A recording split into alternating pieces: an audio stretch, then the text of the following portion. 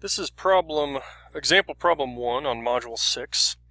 Basically, we're given a picture of a circuit, which I have copied here, and we're asked to find what the effective resistance of all the resistors in the circuit is, the current that runs through each resistor, and the potential difference across each resistor. Now, if we know the current through all resistors, then we will automatically know what the potential difference is, because we have Ohm's law, which says that V is equal to IR. Some books use a capital I, so these two would be the same. So if we find the potential across a resistor, then we know the current. If we find the current, we know the potential. Now this example only has one EMF, so I can combine all of these resistors into a single effective resistor, which I need to do for part 1 of this problem, and then figure out what the current through that resistor is, and then start to unpack it. It's basically going to be the same procedure as we had for capacitors, but we have different addition rules for resistors. So remember that the effective resistance, or total resistance, sometimes it's called in various books, for resistors in series is just the sum of those. So this is in series. In parallel, it's the sum of the inverses.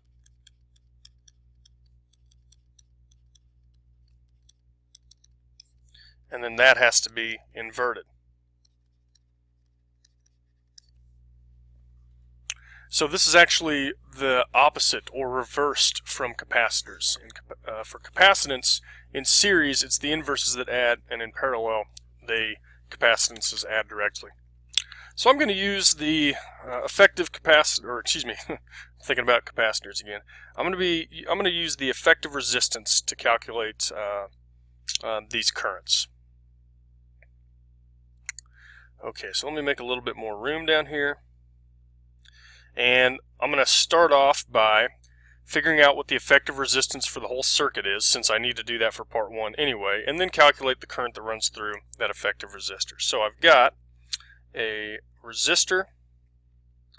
Well, I need to figure out which ones can I combine first. And so if I look, R3 and R2 here are going to be in parallel with each other. R4 is not in series with R3 or R2 alone. Right? R4 is in series with R2 and R3 together. So the first thing I need to do is combine those two that are in parallel. So let me draw a circuit with R2 and R3 combined in parallel.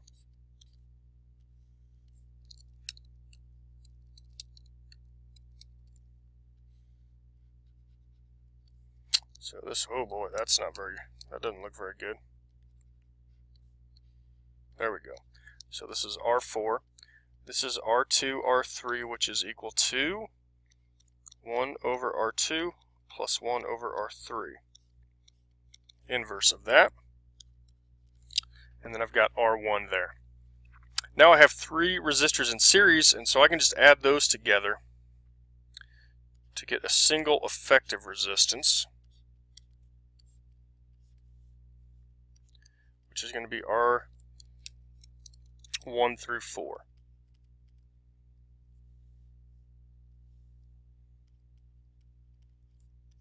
That's going to be R1 plus the effective resistance of 2 and 3 together, plus R4. That's connected to an EMF. Alright, let me combine these two in order to sort of make this look a little bit simpler. So if I combine those two fractions, I'll have R3 plus R2 over their product. And I want the inverse, so I can now flip them over.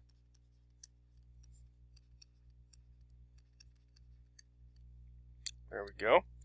So the effective resistance R1, 2, 3, 4 is R1 plus this product, 2 and 3 over the sum,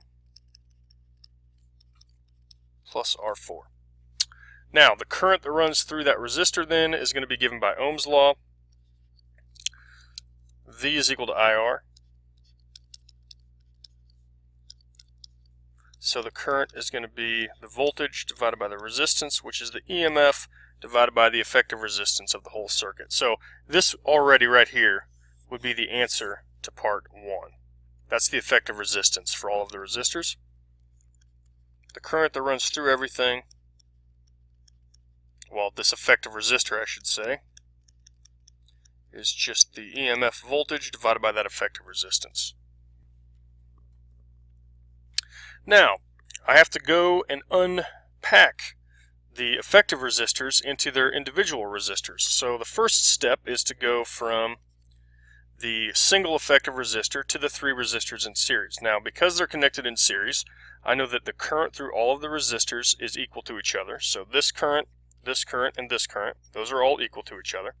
And they're going to be equal to the current that runs through the effective resistor. Basically, the current that runs through the effective resistor is equal to the current that goes through this EMF. Well, the current that goes through the EMF in this circuit that has those 3 resistors in series has to be the same as the current that runs through the EMF when I have the effective resistor. So the current through the EMF has to be equal to the current through all of these resistors that are in series.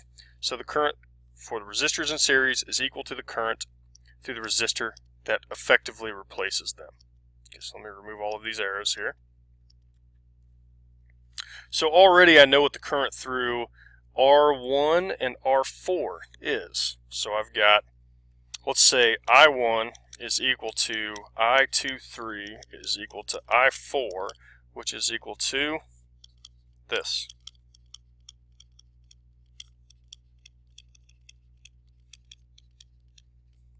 Okay, so I1 and I4 are done.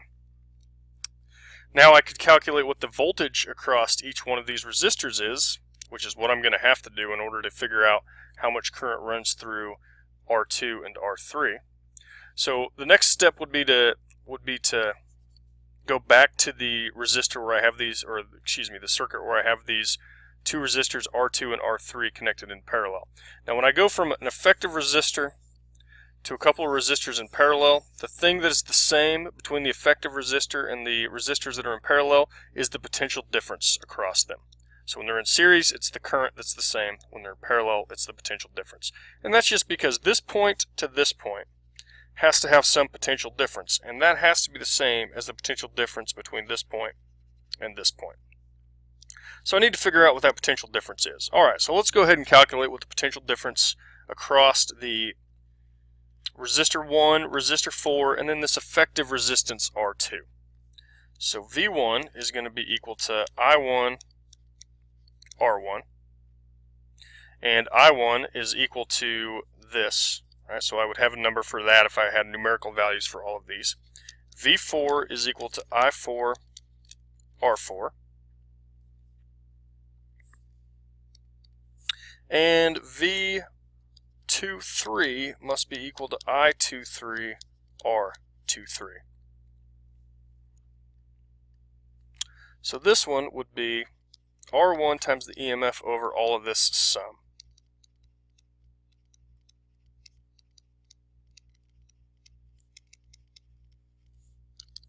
This one's going to be R4 times the EMF. So it's going to be different in general.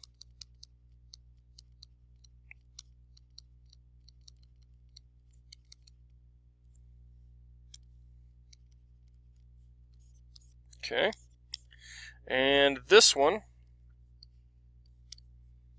is going to be R23 times this.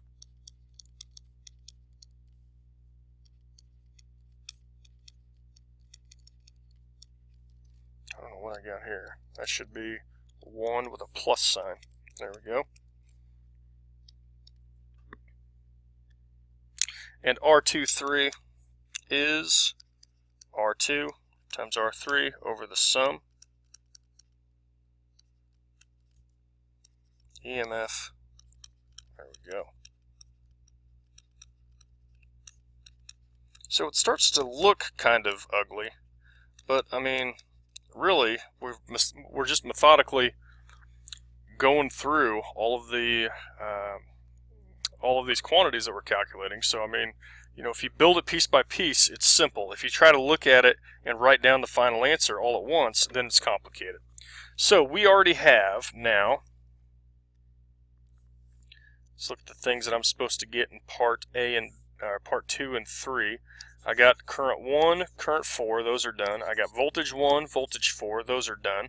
Now I need to figure out what the current and voltage through R2 and R3 are.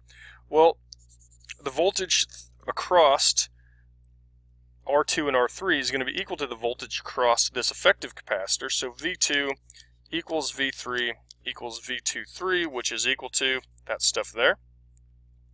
And then the last piece, so I've got this current, or excuse me, voltage and that voltage. The last piece is to calculate these currents.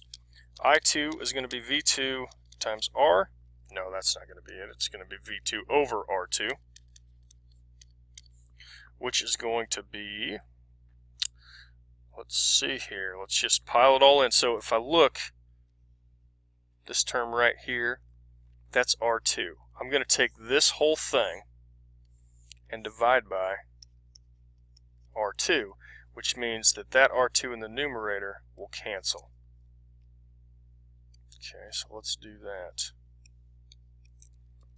This is going to be R3 EMF over the sum. And then this is over the total resistance of the circuit.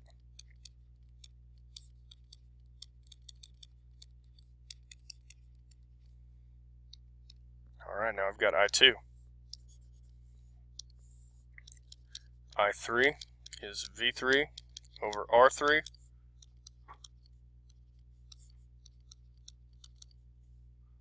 This should be a 3 there. There we go.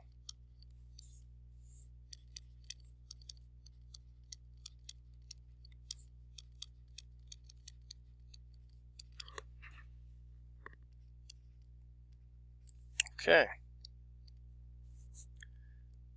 There we go. That's I3. So now I have calculated R effective for the whole circuit. Check. I have got I1, I2, I3, and I4.